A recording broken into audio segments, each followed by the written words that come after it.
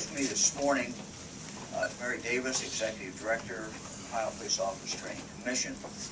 Also Sheriff Vernon Stanforth, Fayette County, Chairman, Ohio Police Officers Training Commission.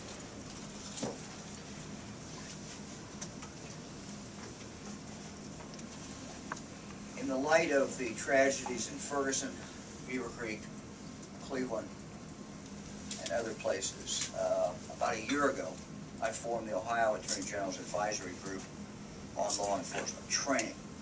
And I charged them, asked them to take a fresh look at police training in the state of Ohio. In response, the group came back with recommendations, and this was the report that came out about 9 months ago, I believe. In response to the group's recommendations, we're increasing the number of hours significantly. As you'll see here, these are hours for basic training hours, going from 605 to 653 next year. The training hours we're at for this year, 4 hours of, this is the continuing training that every police officer, there's about 34,000 police officers in the state of Ohio. Every police officer, as of this year, was 4. The working group came back with recommendations to significantly increase this, saying that we were not keeping up with what other states were doing. As a result of that, the General Assembly provided for 11 hours to be reimbursed in 2016 and 20 hours in 2017.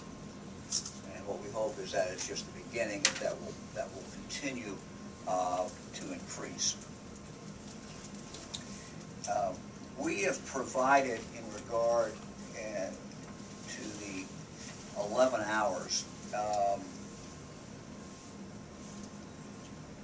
we break it down as follows. Police officers must take 4 hours of community police relations, 2 hours of crisis de-escalation with a focus on mental illness, 2 hours of constitutional use of force, and 1 hour of human trafficking.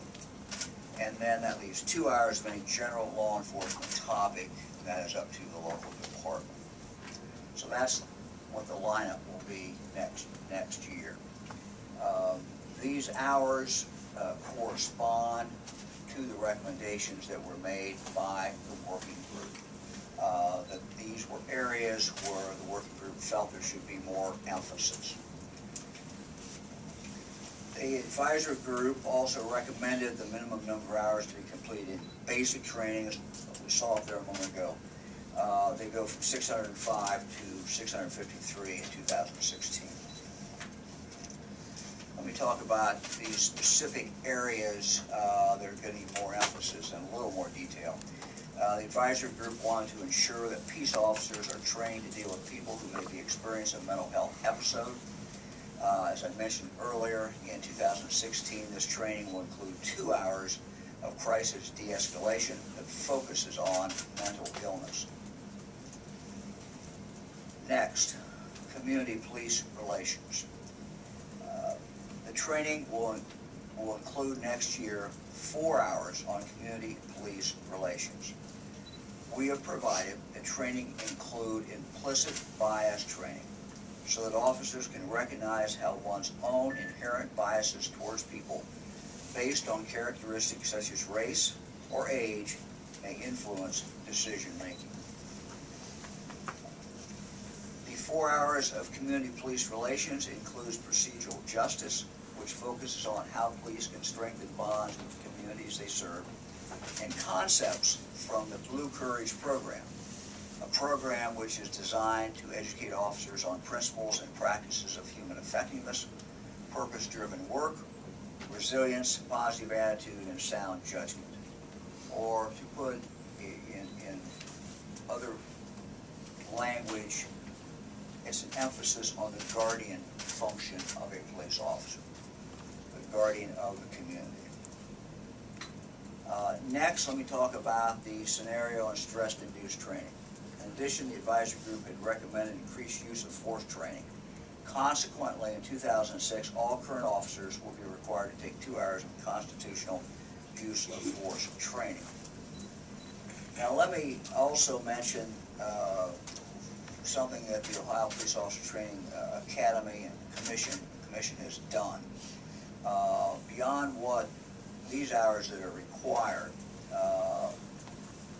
OPATA has worked to continually to increase opportunities for police officers around the state to take scenario and stress-induced training, and these courses are for free. We have, for example, 11 mobile academies that can provide this very valuable training. These academies can go directly to the local police department.